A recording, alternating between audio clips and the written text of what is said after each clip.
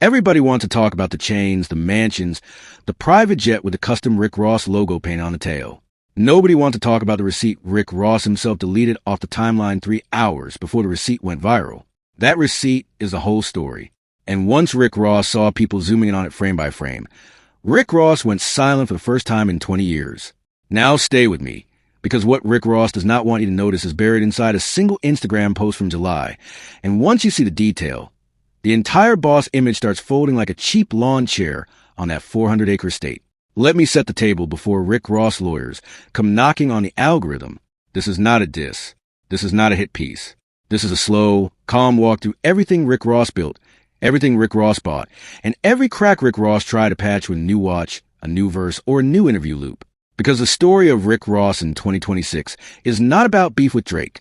It is not about 50 Cent. It is not even about Kendrick. The real story is about a man who spent 20 years selling a fantasy so loud that when the volume finally dropped, the silence itself sounded like a confession nobody prepared a lawyer for. Rewind. William Leonard Roberts II, born January 28, 1976, Clarksdale, Mississippi. Family moves to Carroll City, Florida, while Rick Ross is still small enough to fit in the back seat between the pillows and the grocery bags. 2 Miamis living side by side. One Miami has yachts, marble floors, gold-plated railings, and rooftop pools shaped like commas. The other Miami has boarded windows, empty lots, and grandmothers praying loud enough for the whole block to hear the amen through the screen door. Rick Ross grew up staring across that invisible line every single day, walking home from school past houses Rick Ross could not enter, past cars Rick Ross could not touch, past a life Rick Ross would spend the next 4 decades trying to move inside of. That stare is important. Remember that stare, because everything Rick Ross became was built to erase the memory of standing on the wrong side of it. High school hits and Rick Ross is not just decent at football. Rick Ross is a wall. Big body, quick feet, mean hands. A scholarship offer from Albany State University in Georgia. On paper, Rick Ross has a golden ticket. The escape hatch every kid in Carroll City is chasing under Friday night stadium lights. Then something breaks. School stops making sense. Music starts whispering louder than any coach ever did. Rick Ross walks away from that scholarship the way most people walk away from a bad first date. No looking back. No forwarding address. And here's the first crack the boss image never mentions in the interviews. Before there was ever a Teflon Don, Rick Ross was a college dropout with a duffel bag full of notebooks, a hand-me-down car, and zero plan B written down on paper. Now the plot twist nobody in the biopic wants to sit with. Between 1995 and 1997, Rick Ross puts on a uniform, not an MMG chain, not a Louis Vuitton robe, a corrections officer badge at the South Florida Reception Center in Dade County. Rick Ross clocks in at sunrise. Rick Ross clocks out at dusk. Rick Ross collects a modest state paycheck from the same system Rick Ross would later rap about outrunning on the corner.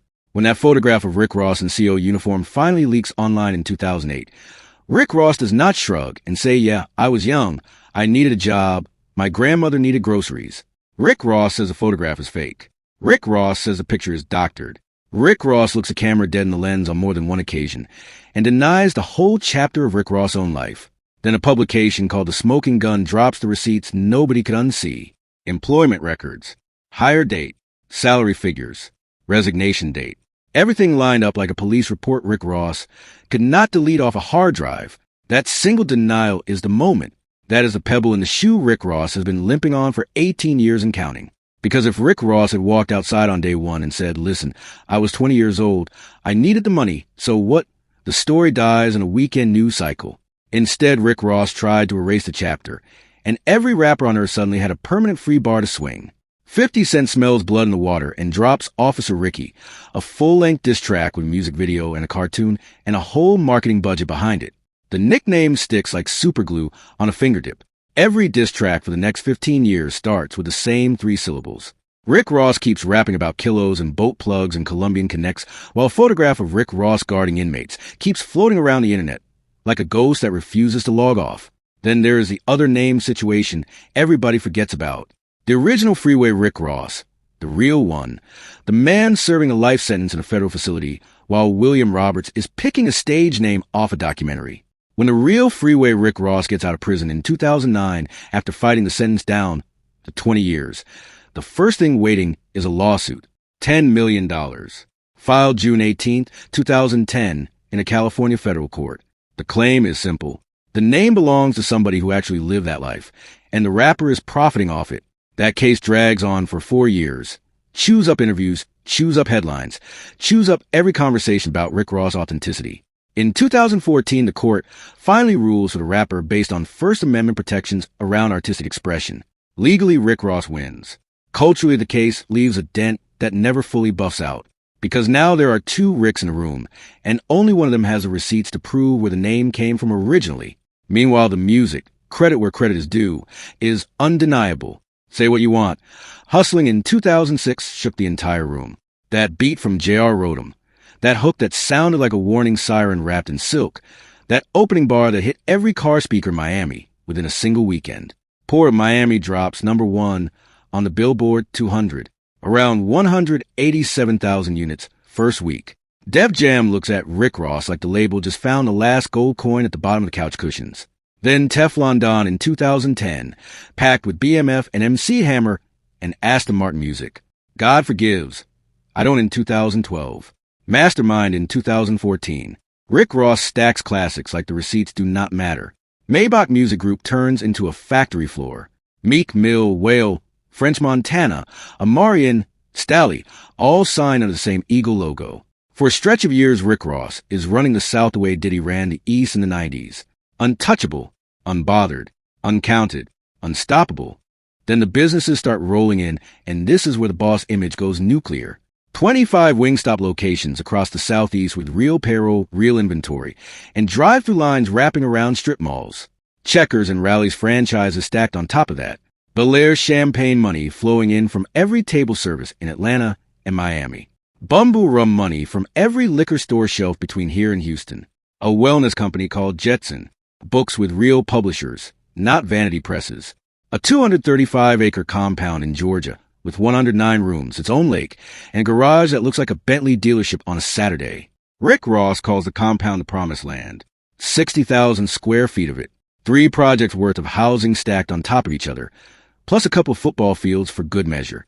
Rick Ross even mows the lawn on a John Deere tractor with air conditioning, tinted windows, and a radio inside the cab, laughing like a man who finally beat every neighbor by becoming the entire neighborhood.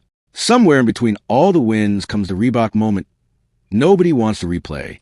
A guest verse on Rocco's UNO drops in 2013, and one line inside it lands so wrong the entire internet stops mid-scroll. Advocacy groups mobilize within days.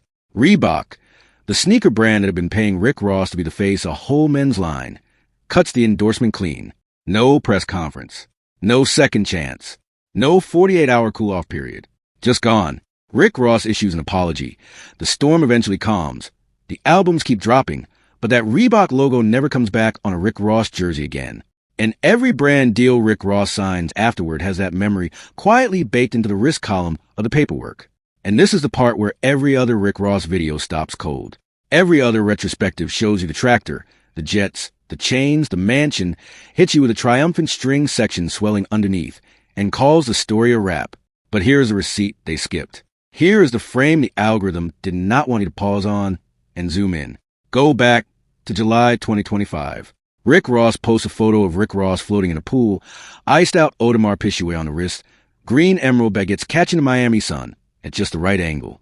Caption talks about luxury rapping and pressing play on the new album, set in stone, dropping July 17th. Watch dealers zoom in the same way a jeweler tilts a stone under a loop. Within 4 hours, a very specific specialist named Ben Baller quietly points out that the AP Rick Ross's flexing was only manufactured twice in the history of the model, once in 37mm and once in 41mm. And Ben Baller says Ben Baller personally knows both owners on a first-name basis. Rick Ross is not either one of them. That is not shade. That is inventory. That is a serial number level checkmate. And Rick Ross, the man who built an entire brand on being real, quietly scrubs the wrist shot from the grid. The pool shot stays. The wrist shot vanishes overnight. That is a receipt Rick Ross deleted. That is a fingerprint. And once you see that one edit, you cannot unsee the pattern behind everything else Rick Ross posted this year. Because suddenly Rick Ross flying commercial to Colombia to party with Trick Daddy is not just a bad day at the airport.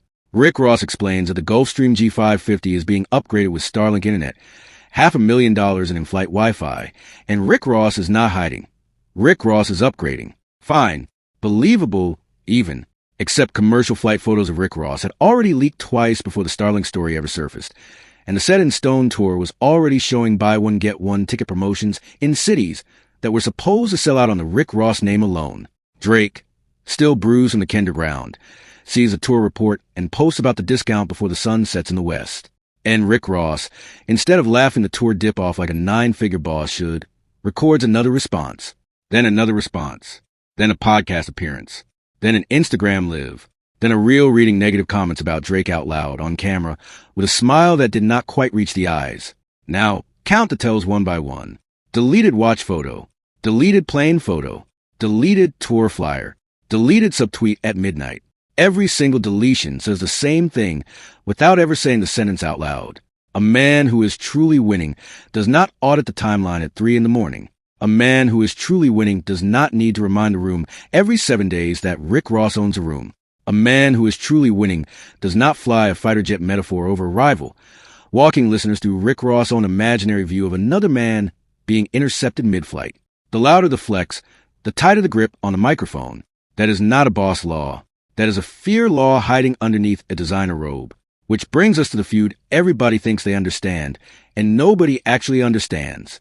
Drake and Rick Ross were not just collaborators. They were foundational to each other. Stay Scheming, Aston Martin Music, Dice Pineapples, Free Spirit, Lemon Pepper Freestyle, Money in the Grave Adjacent Energy. These are not one-off features. These are receipts of a decade of loyalty in an industry where loyalty rots faster than fruit on a countertop. Rick Ross put Drake in front of Miami when Miami was not sure about Drake yet. Rick Ross opened doors that had never been opened for a Canadian kid on a Toronto label. Then in 2024, when Future and Metro Boomin dropped their album stacked with Drake shots on nearly every other track, Rick Ross picked a side, and was not the side Drake was expecting after a decade of studio nights. Drake fires back on push-ups, one bar aimed at Rick Ross. One bar that lands in the exact soft spot Rick Ross has been guarding since 2008. I might take your latest girl and cuff her like I'm Ricky. Officer Ricky. 18 years later, and the same 3 syllables still cut clean through titanium plating. Rick Ross responds with champagne moments in under 48 hours from the studio to the streaming platforms. Fast, petty, personal, nose job jokes, hairline jokes, BBL jokes, everything but a bar about the music itself. And here is the tell most people missed in real time. Rick Ross has never made a diss record that hit that fast, that shallow, that emotional in the entire catalog. Rick Ross usually plays chess with the discography, building moves over months. That day, Rick Ross played Uno and slapped a draw 4 out of pure anger, without waiting a beat. Kendrick Lamar drops Not Like Us 3 weeks later. The entire culture picks a winner in a single weekend. And Rick Ross starts running a victory lap that never actually ended. Podcasts, live streams, playing Drake vocals muted in the club, while the beat still plays underneath, letting the crowd sing the hook without the voice. Reading Drake's stand comments on camera to a laughing entourage. Making fun of a Boeing plane Drake reportedly got for free in 1978 as a promotional handoff. 12 months, 20 months, and Rick Ross is still holding the microphone like the round only ends. When Rick Ross says the round ends. Fat Joe sat next to Rick Ross on a podcast and admitted out loud that Fat Joe does not understand why the swings keep coming so long after the bell rang. Jadakiss just blinked, said nothing, sipped a drink. Because when a boss keeps punching down after the referee has already waved the fight off, the crowd stops seeing a boss.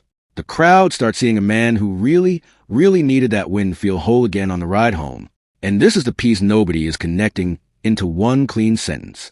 The Officer Ricky story. The Freeway Rick Ross lawsuit. The Reebok fallout. The AP that was not the AP. The commercial flights framed as Wi-Fi upgrades. The tour tickets on sale 2 for 1. The Drake obsession that will not go quiet. The mansion Rick Ross cuts personally to save on landscaping crews. Every single thread runs back to the same knot in the middle. The stare from Carol City. The kid who spent a childhood on the wrong side of an invisible line and grew up terrified of ever standing there again in a lifetime. Rick Ross did not build an empire. Rick Ross built a fortress. And fortresses, no matter how tall the walls or how deep the moat, are still built by people who remember exactly what it felt like to be outside the gate looking in through the bars. There is a lesson buried in all of this, and the lesson has nothing to do with rap. First lesson. If the truth is small, own the truth in daylight before somebody else prints it at night. A 4-month gig as a corrections officer never buried anybody in this industry. A 15-year denial buried an entire legacy in slow motion. Second lesson. The image you build becomes the rent you pay every single month for the rest of the career. Every mansion needs a bigger mansion. Every jet needs a longer jet. Every watch needs a rarer watch. And the moment one detail slips off the frame, the whole cathedral starts creaking at the same time from the pews to the steeple. Third lesson. Silence is a flex nobody teaches you in the streets. Rick Ross could have muted Drake 9 times in a row and won by simply not showing up on the 10th Monday. But silence looks like defeat to a man who was never allowed to be quiet growing up in a house where quiet meant something bad was already happening in the next room over. Now look at Set in Stone dropping July 17th. 12th studio album. The Winwood mural. The countdown clips. The pool shots. The chains. The tractor cameos on the private feed. It is all beautiful. It is all professional. It is all on brand from the color palette to font. And underneath every frame, Rick Ross is asking one quiet question through the same practice smile Rick Ross has worn for 2 decades. Do you still see the boss? Or do you finally see the boy from Carol City who is just tired of proving it every morning before breakfast? Rick Ross would never say that out loud in an interview. Rick Ross does not have to say it out loud. The deleted watch photo said it already. In the loudest silence Rick Ross has ever posted to a public grid. Here is what you do with all of this information starting today. Watch the next Rick Ross interview and count how many times Rick Ross mentions Arrival before mentioning a song from a new album. Count how many times Rick Ross says the word real inside a single sentence. Count how many times Rick Ross laughs and the laugh lands a beat too late for the joke that was told. Then decide for yourself with your own 2 eyes. Is Rick Ross still the biggest boss standing in the room? Or is Rick Ross the loudest security guard at the door of a mansion Rick Ross is now afraid to leave without an entourage? One more thing before the comment section opens. Everybody keeps asking about the Gilly the Kid clip from 2022. Gilly the Kid pulled the corrections officer receipts back into the timeline in the middle of a completely unrelated argument, and Rick Ross barely swung back. That silence looked mature at the time. In hindsight, that silence looks like a man who already knew a bigger fight was coming down the road and did not want to spend ammunition on a smaller name. 2 years later, Drake picks up the same 3 syllables, dresses him in a nicer beat, and the whole industry sings along. That is not coincidence. That is a pattern that started leaking through the walls a long time before anybody in the room noticed the water damage on the ceiling. And here's the closing thought. The boss image was never the problem. The problem was the maintenance schedule. Every image needs a technician. Every technician eventually retires. And when the technician retires, the image starts glitching in public. You saw the glitch in the deleted watch photo. You saw the glitch in the commercial flight. You saw the glitch in the tour flyer. 3 glitches inside 1 calendar quarter. That is not a rough month for Rick Ross. That is a drop your answer in the comments below this video. Not a paragraph. Not an essay. 1 word only. Boss. Or bluff. That is it. That is the whole assignment. I read every single one. And I mean every single one from top to bottom. If Rick Ross' legacy really is set in stone, that stone is going to have a lot of fingerprints on it before the year is over. And I promise you, once you notice the deleted watch shot, once you notice the muted Drake vocals in the club footage, once you notice the Tractor Mo post landing on the same weekend as the private jet caption, you will never watch a Rick Ross post the same way again for the rest of your scrolling life. Like the video, subscribe to the channel, and stay locked in, because the next chapter of the story is about to write itself in real time, and I want you sitting in a room when the receipts finally start printing on their own without anybody asking.